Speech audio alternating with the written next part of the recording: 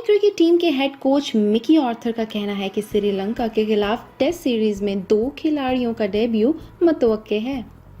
Mickey Arthur का कहना है कि सरफराज अहमद बतौर कप्तान पहला टेस्ट खेल रहे हैं। उम्मीद है कि वो पहले मुकाबले से ही अच्छे कप्तान साबित होंगे। अबू धाबी से मौसूला इत्तलात के मुताबिक कौमी टीम ने प्रैक्टिस का आगाज कर दिया है। इस मौका पर गुफ्तगू करते हुए मिकी ऑर्थर का कहना है कि टीम में फिटनेस का कोई मसला नहीं है। यासिर शाह अच्छा परफॉर्म कर रहे हैं। लीग स्पिनर्स ने भरपूर ट्रेनिंग की। श्रीलंका के खिलाफ टेस्ट सीरीज में 1 या 2 नए खिलाड़ियों को डेब्यू करवाया जाएगा। वाज़ेह रहे कि आइलैंड्स के खिलाफ टेस्ट सीरीज के लिए कौमी टीम अबू धाबी पहुंच चुकी है।